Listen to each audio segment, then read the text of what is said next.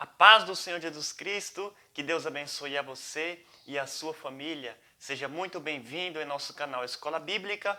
Eu sou o seu irmão, o presbítero Carlos Henrique, e venho através deste vídeo lhe oferecer subsídios da Escola Bíblica Dominical.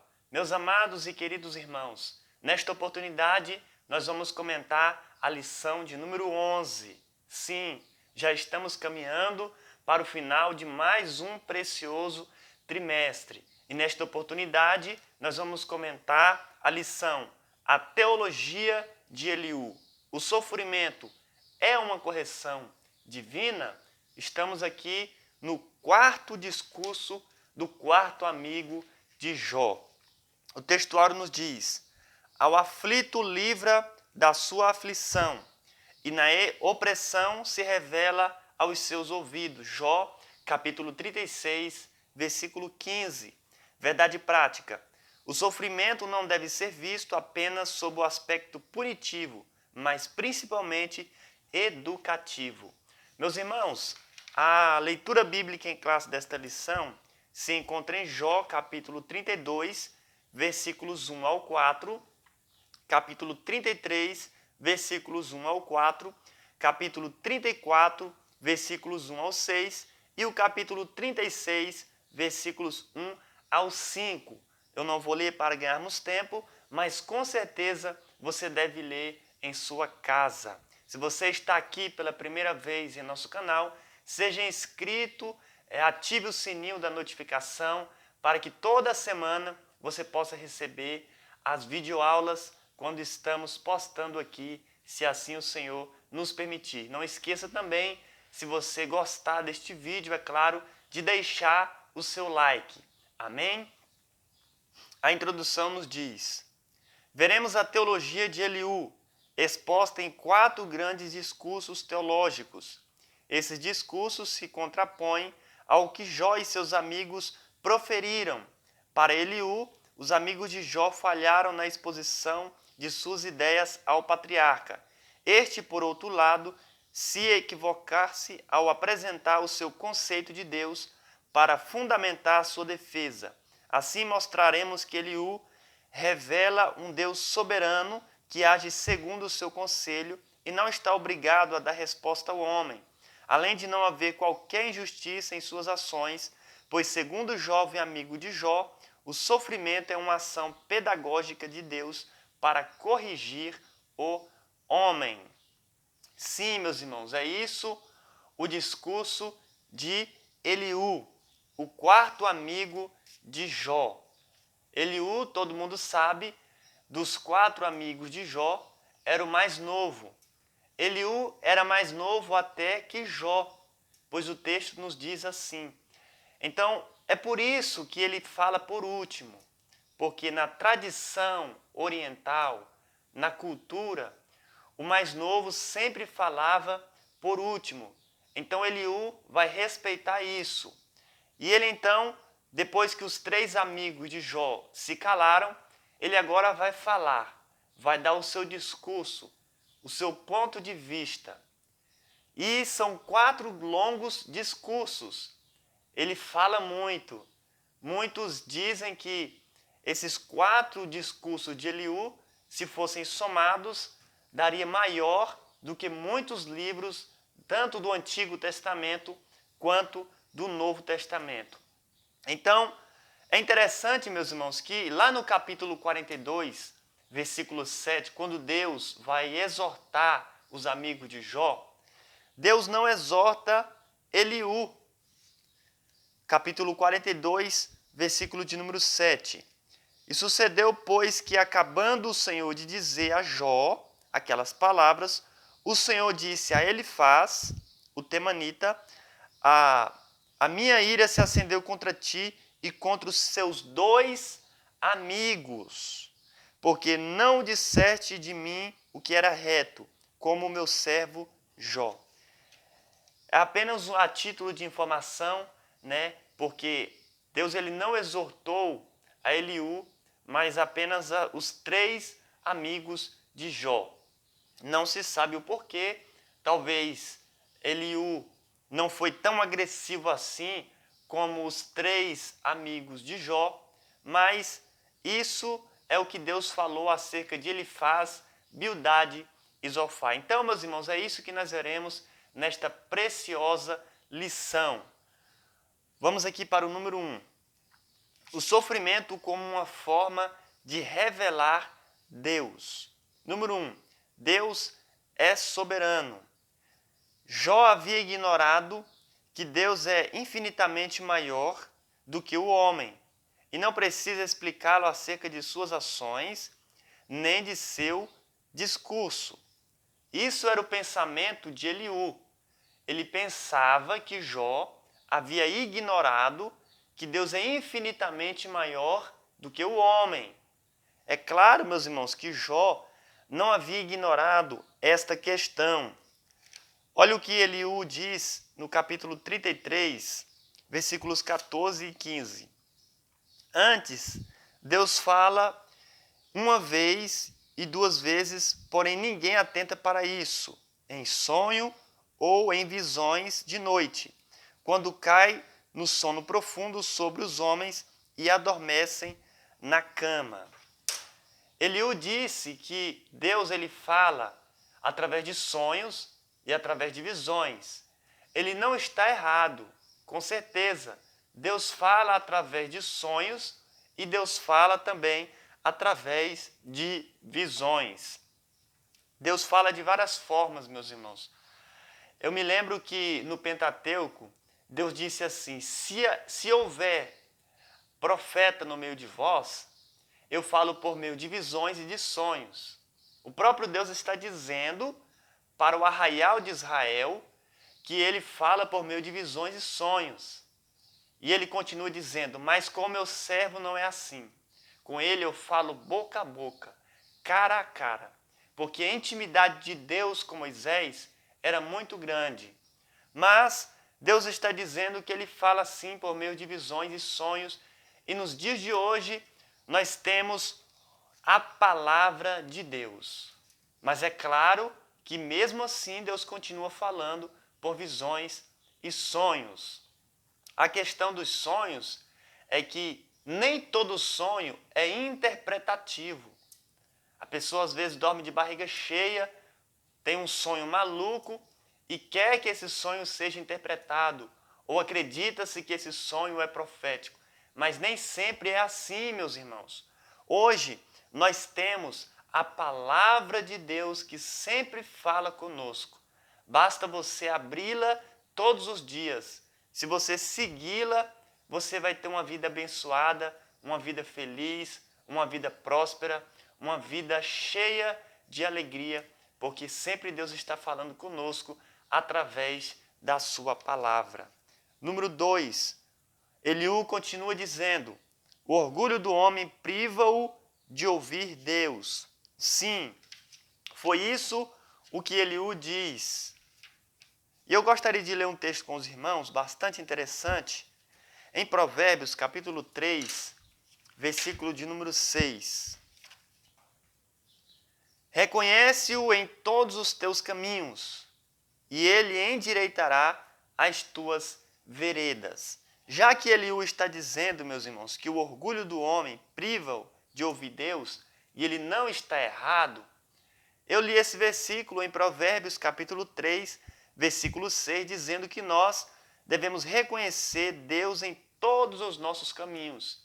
É algo que o homem orgulhoso não faz.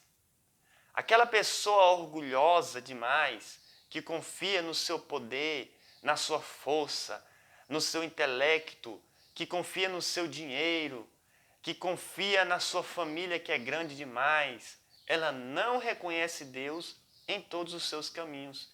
Então, nesse ponto, Eliú está certo.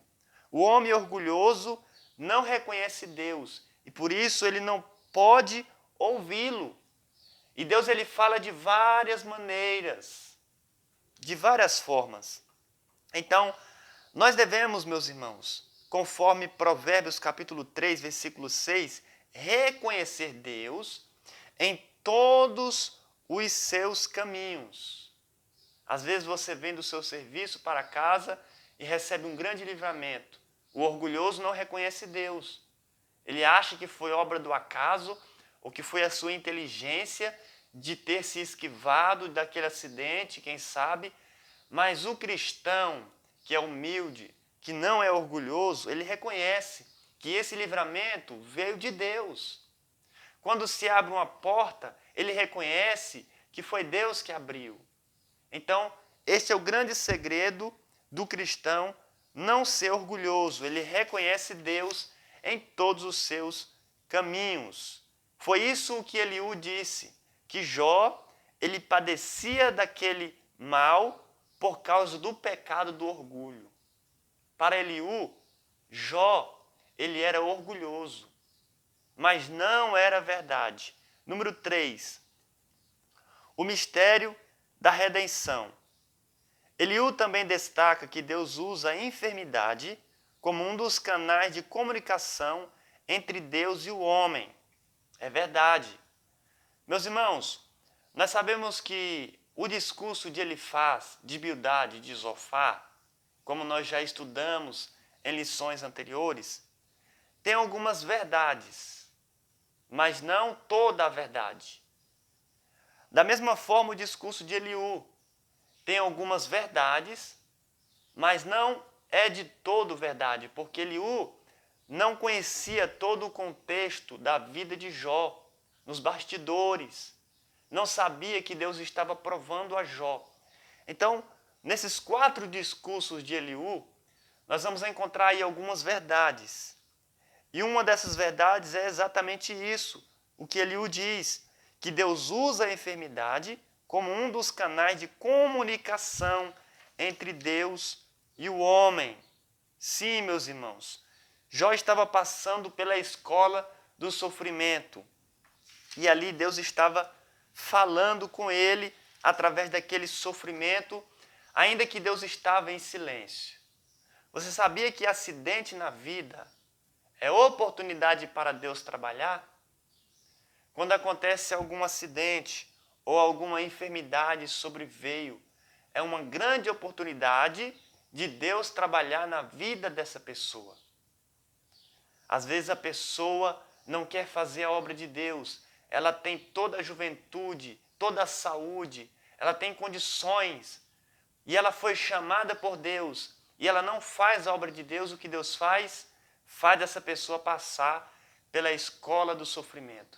Vem uma enfermidade e agora sim essa pessoa vai ser tratada, essa pessoa vai ter o seu caráter forjado pela fornalha do sofrimento. E se Deus der uma segunda chance para essa pessoa, a curando, ela vai voltar a fazer verdadeiramente a obra do Senhor.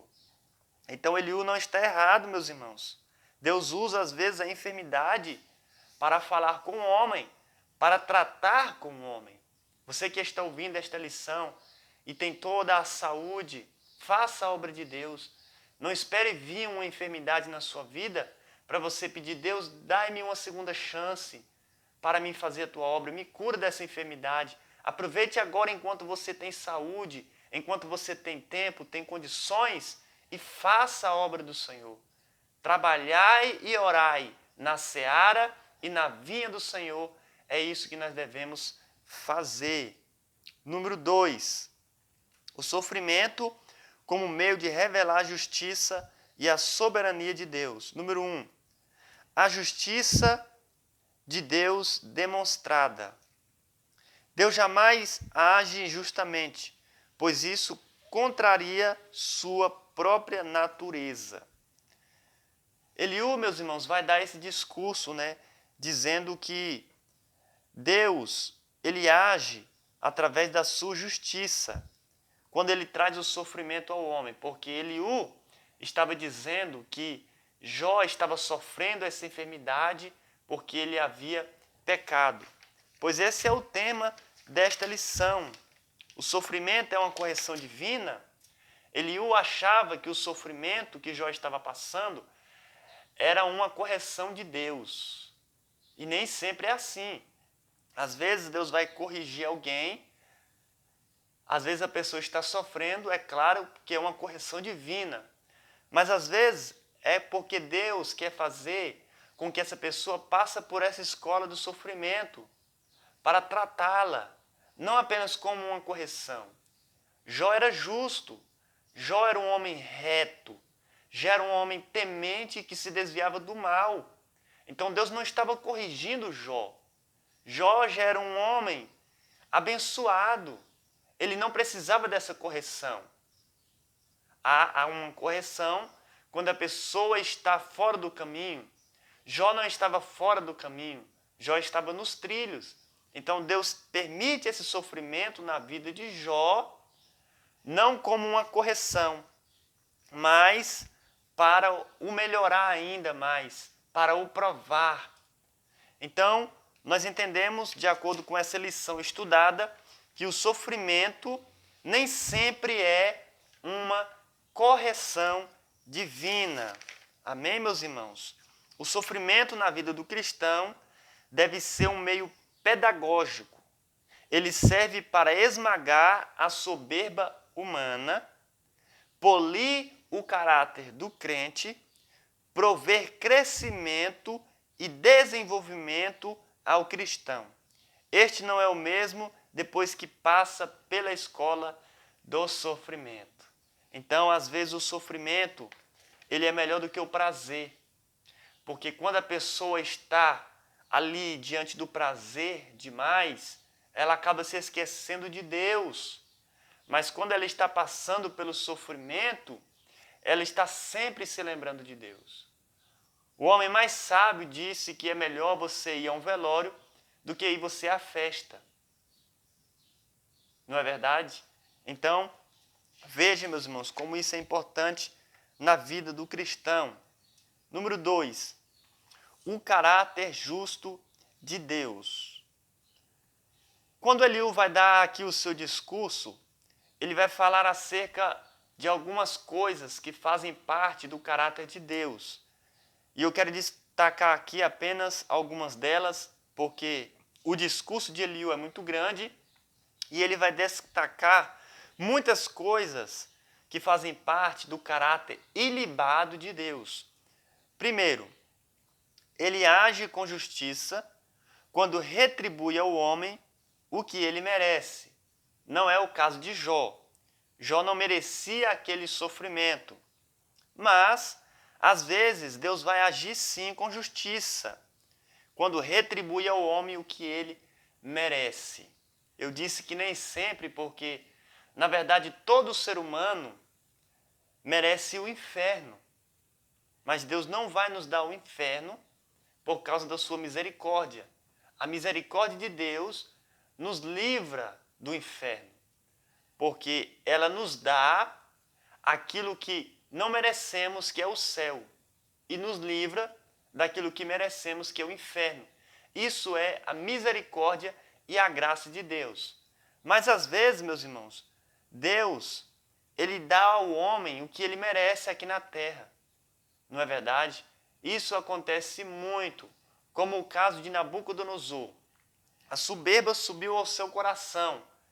De tal forma, ele se tornou orgulhoso que ele começou a exaltar-se a si mesmo. E Deus deu a ele o que ele merecia. Porque aquele que a si mesmo se exalta, Deus o humilhará. Então Deus humilhou Nabucodonosor e durante 7 anos ele ficou ali vivendo como os animais. Então Deus às vezes retribui ao homem o que ele merece. Outra coisa que Eliú diz: Deus não precisa prestar contas de seus atos a ninguém, visto que não recebeu autoridade de nenhum outro ser criado. É verdade, meus irmãos. Às vezes nós passamos por coisas que não entendemos e Deus não é obrigado a prestar contas disso. O porquê, o para quê, não é verdade? Porque Deus não recebe ordem de nenhuma autoridade ou de nenhuma outra criatura. E outra coisa interessante também que Eliú diz é que o Todo-Poderoso não faz acepção de pessoas, quer sejam reis, nobres ou pobres. Aqui é um ponto interessante. Deus, é claro, não faz acepção de pessoas, pois a Bíblia diz que ele não aceita presentes e nem recompensa. E por isso ele não faz acepção de pessoas para salvar. Deus quer salvar a todos, a reis, a nobres, a pobres, a brancos, a negros, a gordos, a magros, altos e baixos, seja homem, seja mulher. Deus não faz acepção de pessoas para salvação. Deus quer salvar a todos. Mas é claro que algumas pessoas Deus vai usar mais do que as outras. Uma pessoa Deus vai exaltar mais do que as outras. Então, neste ponto, meus irmãos, Eliú, ele tem razão. Número 3. A defesa da soberania de Deus. Para Eliú, portanto, por ser soberano, Deus jamais age com injustiça, como Jó dá a entender. Eliú exalta apenas a justiça de Deus e nada diz acerca de sua misericórdia. Para ele, o Altíssimo havia posto sua justiça soberana acima do seu amor, o que é um erro crasso. Meus irmãos, Eliú ele vai falar acerca da soberania de Deus. Ele não está errado a falar que Deus é o ser todo-poderoso, que ele castiga os ímpios, mas ele está errado em colocar a soberania de Deus acima do seu amor. Os atributos que Deus tem são maravilhosos, mas o amor está em primeiro lugar. Nós temos aí o fruto do Espírito, que é um fruto do Espírito com 9 gomos. E esse fruto do Espírito é como se fosse uma laranja. E essa laranja se chama amor. E esse amor tem 9 gomos. Benignidade, longanimidade. Então, o amor é a coisa mais importante do ser humano e de Deus. Ai de nós, seres humanos, se não fosse o amor de Deus. Então nós entendemos que Deus é soberano, que Ele é justo, mas que o seu amor também está ali, junto com a sua soberania. Amém, meus irmãos? Da mesma forma que Deus, Ele lança o homem no inferno, pelo seu amor Ele livra-o do inferno, se esse homem quiser, é claro. Eliú é como se fosse aquele pregador que só pregava só sobre o inferno. Só sobre o inferno, que não existe céu. Era esse o discurso de Eliú. Mas nós devemos mostrar, meus irmãos, os dois lados da moeda.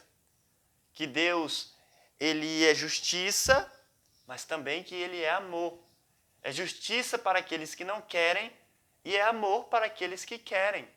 Porque o homem, ele tem o livre-arbítrio de escolher entre a justiça e o amor de Deus. Então devemos escolher, meus irmãos, o amor de Deus. Amém? E finalizando aqui o tópico de número 3, o número 1 diz: o caráter pedagógico do sofrimento. O caráter pedagógico do sofrimento está na capacidade de nos fazer refletir e voltar para Deus. É isso o que o sofrimento faz, pois ele tem um caráter pedagógico de ensinar o homem. Se a pessoa se é incrédulo, o sofrimento ensina-nos a crer. Se é intempestivos, disciplina-nos em um amor paciente e temperante. Se indiferente, leva-nos a chorar com os que choram e alegrar-se com os que se alegram. Então o sofrimento é uma escola perfeita para nós. Israel, durante muito tempo, ele estava pecando, cometendo vários tipos de pecado. E um dos principais é a idolatria. O que Deus fez? Deus fez Israel passar pela fornalha do sofrimento, para melhorar isso aí na vida deles. Deus permitiu Israel ficar 70 anos no cativeiro. E quando eles retornaram do cativeiro, meus irmãos, nunca mais Israel cometeu esse pecado. O pecado da idolatria. E até os dias de hoje, Israel não adora outro Deus. ele só adora um Deus, o Deus de Abraão, Isaque e Jacó. Tanto é que eles nem reconhecem Cristo como Deus, porque eles têm medo de pecar de novo, cometendo esse pecado da idolatria. Então, veja que Israel passou 70 anos sofrendo no cativeiro. E isso foi tratado na vida deles. E por último, adorando a Deus na tormenta. A fala de Eliú põe em destaque o argumento contraditório de Jó, que por um lado magnificava a majestade de Deus, mas por outro murmurava contra ele. Neste aspecto, Eliú acerta em mostrar que a adoração e a murmuração não podem coexistir, são atitudes excludentes. Meus irmãos, nós sabemos que o discurso de Elifaz tinha algumas verdades, mas muitos erros. A teologia de Bildade também da mesma forma. A teologia de Zofar da mesma forma. A teologia de Eliú também. Tem alguns pontos que são verdades, mas tem alguns pontos errados. E Jó também falou muito. Jó, ele também deu a sua defesa, e às vezes Jó também tinha razão, mas às vezes Jó também não tinha razão. E qual era o momento em que Jó não tinha razão? Quando ele adorava a Deus no sofrimento, porque é o que devemos fazer, mas Jó murmurava muito também. É claro que o sofrimento de Jó foi muito grande. Ninguém na terra sofreu como Jó. Mas essa é uma lição que precisamos aprender. Que a adoração e a murmuração não caminham juntas. Ou você adora a Deus no sofrimento, ou você murmura. Você escolhe. Então, devemos seguir por essa linha de pensamento. Devemos apenas adorar a Deus. E mediante o sofrimento, entender que Deus é soberano, que Ele está no controle de todas as coisas. Amém? Que Deus continue abençoando a todos vocês. Muito obrigado pela vida de cada um de vocês. Se você gostou verdadeiramente desta videoaula, deixa aí o seu like no final, porque isso nos ajuda muito. E também compartilhe a palavra de Deus. Amém?